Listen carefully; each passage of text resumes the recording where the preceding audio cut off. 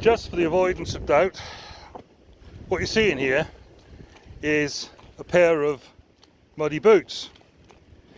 And one of the biggest influences of my early Christian life, he used to have this little saying he used to say to us regularly as young men: you can't walk through a muddy field without getting mud on your boots. Now, what he was getting at was something the Apostle Paul says when he says, bad company corrupts good character. It's in 1 Corinthians 15:33. Bad company corrupts good character. He's not talking about contact, but company.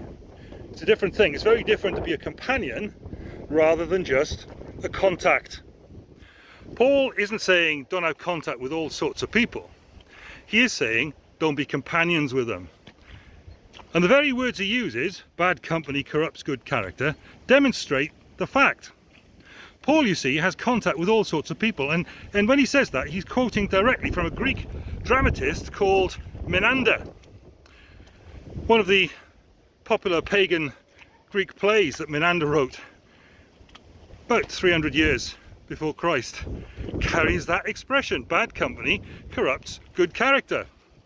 Paul is showing that he's in contact with all sorts of people, but companions, that's a different matter. Now, the interesting thing to me is that quote he's got there, bad company corrupts good character, it just shoots into Paul's text in 1 Corinthians 15 as if out of nowhere. The chapter is all about the importance of the belief that Christ died and rose from the dead. And towards the end of that chapter, Paul says, well, if the dead aren't raised, and then he uses another quote from Isaiah 22, you might as well eat and drink, for tomorrow we die. That's kind of an 8th century version of one life live it idea that Paul is quoting there from Isaiah. So people were saying way back then that if the dead aren't raised and there's no life after this to be thinking of, then crack on party boys and fill your boots.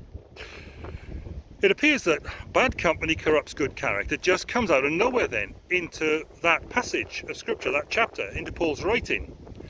But actually, and interestingly enough, Menander, who the quote is from, perhaps the most famous of the new Athenian comic playwrights, new Athenian comedy was his thing, he wrote an earlier play on drunkenness. And knowing his secular culture, that later quote from Menander about bad company and good character comes naturally into Paul's writing as he associates that earlier play, which he knows, with the later quote about bad company corrupting good character. Okay, so why am I hunkering down here out of the wind on this pile of logs telling you this? Paul kept bad contact with the God-denying and God-defying world, but his companions, his company, he chose much more carefully.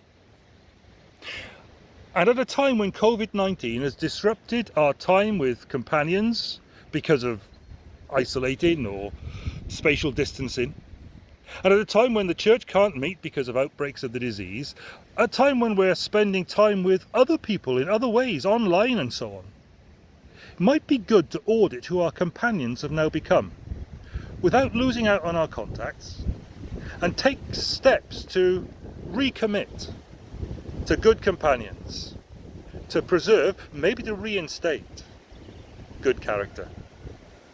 If I can be of any help to you, if I can pray for you, anything of the sort, please make contact through the website www.yrwp, that's YGRWP.com, or maybe you want to contact me by email, howchaplain, CHAPLAIN,